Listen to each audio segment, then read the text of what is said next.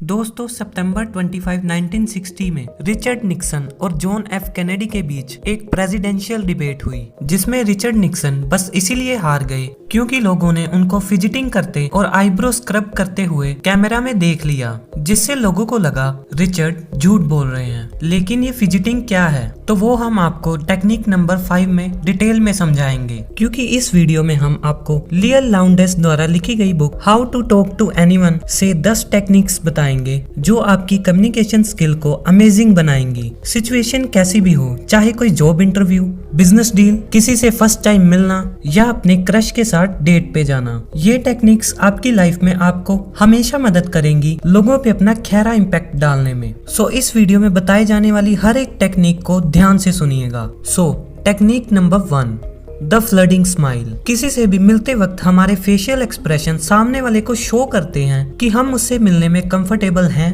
या नहीं, और इसमें सबसे बड़ा रोल प्ले करती है हमारी स्माइल। यही स्माइल या तो सामने वाले पर्सन को हमारे बारे में अच्छा फील करवाती है या फिर हमें एक फेक पर्सन की तरह दिखा सकती है जो हमेशा हर किसी को देखकर स्माइल करता रहता है। तो फर्स्ट इंप्रेशन में ही अपने आप को रियल और जेन्युइन पर्सन शो करने के लिए आप कभी भी किसी से मिलें तो तुरंत स्माइल ना करें। 2 सेकंड्स उसके फेस को देखें, एक पॉज लें और फिर एक बड़ी और रेस्पॉन्सिव स्माइल करें। ये टेक्निक सामने वाले पर्सन को भरोसा दिलाएगी कि आपकी स्माइल जेन्युइन है और सिर्फ उनके लिए है। और ये टेक्निक का इस्तेमाल दुनिया के कुछ हाईली इफेक्टिव पर्सन भी करते हैं। Technique number 2, sticky eyes.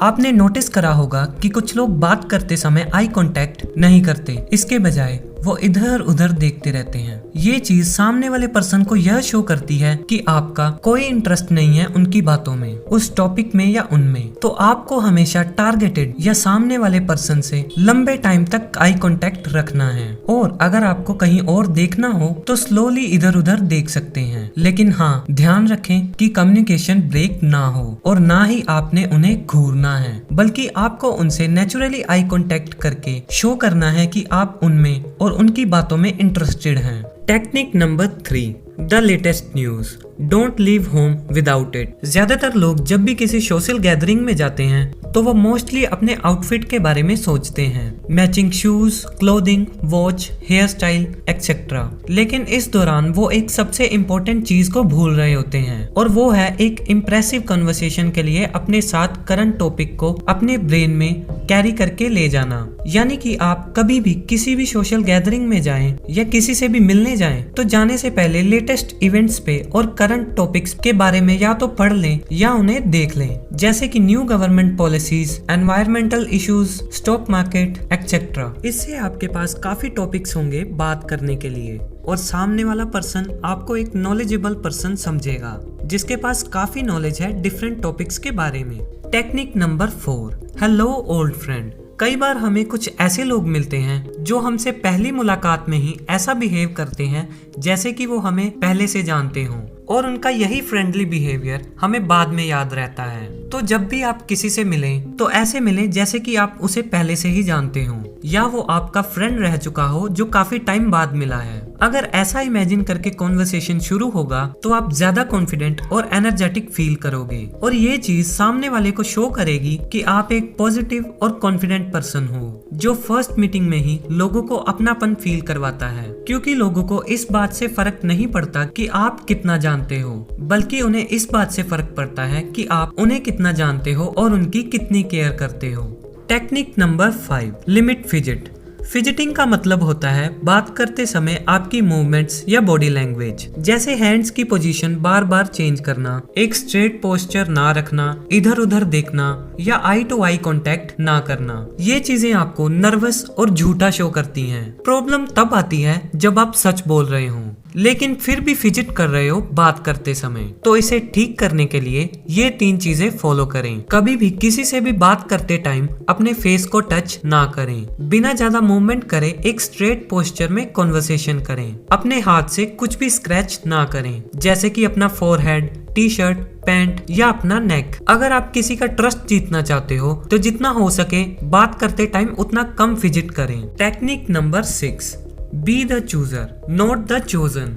हर कोई कभी ना कभी अपनी लाइफ में ऐसे पर्सन से मिलता है जिससे मिलने के बाद लगता है कि ये पर्सन मेरी लाइफ चेंज कर सकता है। अब ये आपका कोई भी दोस्त हो सकता है, मेंटर या आइडल, लेकिन ज्यादातर केसेस में ये वही होगा जिसके साथ आप रिलेशन में आना चाहते हो या वो आपका क्रश होगा। खैर कोई भी हो, लेकिन ऑथर कहती हैं कभी भी आपको ऐसा पर्सन दिखे as a friend, mentor, idol या लव पार्टनर तो वेट ना करें कि सामने वाला आपको नोटिस करेगा या आपसे खुद दोस्ती का हाथ बढ़ाएगा, बल्कि आप पहले जाएं और कॉन्फिडेंस के साथ कन्वर्सेशन स्टार्ट करें, क्योंकि ज्यादातर लोग बस सोचते ही रह जाते हैं पर कभी कोई एक्शन नहीं लेते और फिर बाद में पछताते हैं। Technique number 7, never the naked city. कभी भी किसी से मिले तो आप कोशिश करें कि वन लाइन में रिप्लाई ना करें। एग्जाम्पल, अगर कोई आपसे पूछे वेयर आर यू फ्रॉम, तो कॉन्वर्सेशन को इंटरेस्टिंग बनाने के लिए आप अपने नाम के साथ थोड़ा अपनी सिटी के बारे में और इंटरेस्टिंग फैक्ट्स बताएं और सामने वाले पर्सन से भी उनकी सिटी के बारे में डिटेल में पूछें। जैसे ऑथर एक ट्रेड एसोसिएशन में गई हुई थी, तब एक मिसेस डेवलिन नाम की लेडी ने उन्हें अप्रोच किया, तो ऑथर ने भी उस लेडी को वन लाइन में आंसर नहीं दिया, बल्कि उन्होंने कॉन्वर्सेशन को इंटरेस्टिंग बनाने के लिए डेवलिन से उनकी सिटी के बारे में पूछा, जैसे कि वहाँ का famous food, famous places etcetera.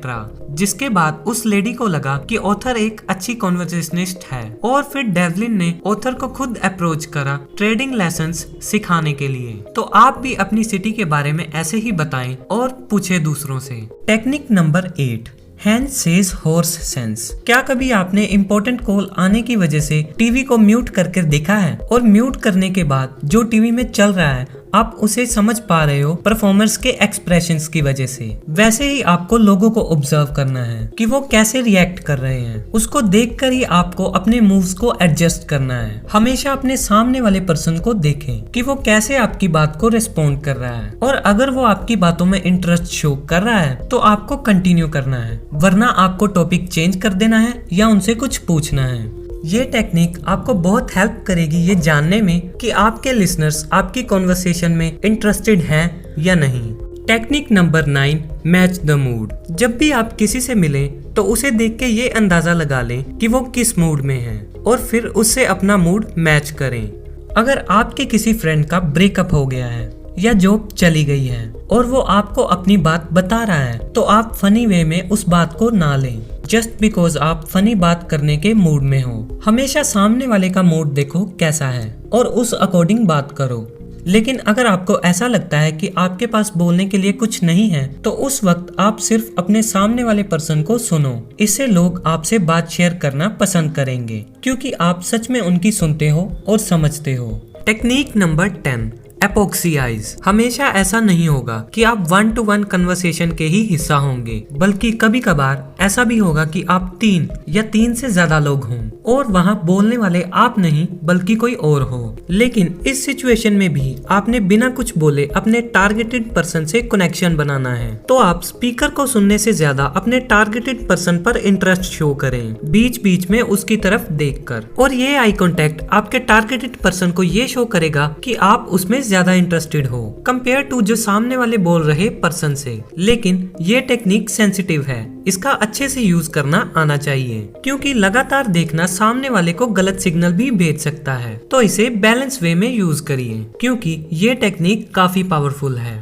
तो इसी के साथ ये वीडियो यहीं खत्म होती है। और अगर आपको ये वीडियो अच्छी लगी है तो इस वीडियो को लाइक और चैनल को सब्सक्राइब करके इस चैनल को ग्रो करने में मदद करो और बेल नोटिफिकेशन ऑन कर लीजिए ताकि आप आने वाली वीडियो की नोटिफिकेशन मिस ना कर पाओ। Thank you for watching.